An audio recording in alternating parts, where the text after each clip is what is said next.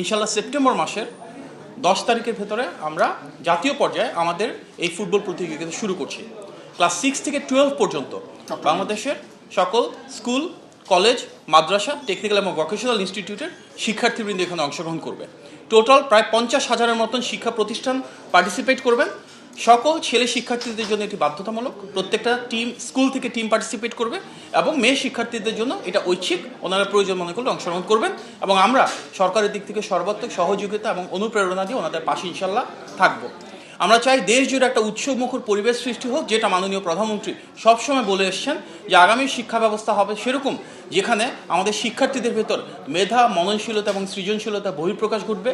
ক্রীড়া মন্ত্রণালয়, সংস্কৃতি মন্ত্রণালয় এবং শিক্ষা মন্ত্রণালয় একযোগে দেশব্যাপী বেশ কিছু অনুষ্ঠান এবং প্রতিযোগিতা সারা বছরব্যাপী আয়োজন করবে। আমাদের যে শিক্ষা ব্যবস্থার লক্ষ্য, সেখানে ন্যায্যতা থাকবে, সমতা থাকবে, শহর এবং গ্রামের শিক্ষার বৈষম্য কমে আসবে। সেই লক্ষ্যে এই প্রতিযোগিতায় কিন্তু বাংলাদেশের প্রতিটি প্রতিষ্ঠানকে 6 থেকে 12-এর শিক্ষার্থীদের আমরা সুযোগ সৃষ্টি করতে চাই এবং আমাদের বিশ্বাস এর মাধ্যমে আমাদের শিক্ষার্থীদের আগামীর প্রজন্মে নেতৃত্ব দেওয়ার যে গুণাবলী রয়েছে, যে মেধা এবং মননশীলতা রয়েছে, সেটা বহিঃপ্রকাশ ঘটবে। আজকে সর্বসম্মতিক্রমে এখানে সিদ্ধান্ত গৃহীত হয়েছে যে সংশ্লিষ্ট প্রতিটি মন্ত্রণালয় তাদের সহযোগিতা প্রদান করবে। যে মাঠগুলোতে খেলা অনুষ্ঠিত হবে সেই মাঠগুলো সেভাবে প্রস্তুত করা হবে। আমাদের সচিব মহোদয় আগামীকালকে বিভাগীয় কমিশনারবৃন্দ এবং ডিসিবৃন্দ সহ সবার সাথে মিটিং করবেন। স্থানীয় মাঠ প্রশাসনে কার্যকর উদ্যোগ গ্রহণের সিদ্ধান্ত নেওয়া হয়েছে। বোর্ডের চেয়ারম্যান মহোদয় সকল বোর্ডে ভিজিট করবেন, প্রতিটি বিভাগের পর্যায়ে গিয়ে সেখানে সংশ্লিষ্ট যারা কর্মকর্তা রয়েছেন, শিক্ষা প্রতিষ্ঠানের দায়িত্ব রয়েছেন, ওনাদের সাথে আলোচনা করবেন। ডিজি মাউসি এখানে স্বাভাবিকভাবে একটা গুরুত্বপূর্ণ ভূমিকা রাখবেন এবং শিক্ষা মন্ত্রণালয় থেকে যেখানে যা সংশ্লিষ্টতা প্রয়োজন ওনারা এটা নিশ্চিত করবেন। এখানে আমাদের দুজন সচিব রয়েছেন, আপনারা দেখছেন যে মাধ্যমিক এবং উচ্চশিক্ষা সচিব রয়েছেন, কারিগরি এবং মাদ্রাসা সচিব রয়েছেন। ওনারা ওনাদের কার্যকর উদ্যোগ গ্রহণ করবেন এবং যেখানে প্রয়োজন সেখানে ওনাদের নগদ নিয়ে এলো হার না মানা হার অফার। সর্বনিম্ন 10,000 টাকা রেমিটেন্স নগদে পাঠালে থাকছে স্বর্ণের হার জেতার সুযোগ। ফরম্যাটটার কথা বলছেন মাননীয় প্রতিমন্ত্রী মহোদয়। আপনারা জানেন যে ইতিপূর্বে প্রায় 22 লক্ষ শিক্ষার্থীর অংশগ্রহণে প্রাইমারি স্কুলের গোল্ড কাপ ফুটবল টুর্নামেন্ট হয়েছিল। সেখানে যে ফরম্যাটটা ছিল এখানেও সেম থাকবে।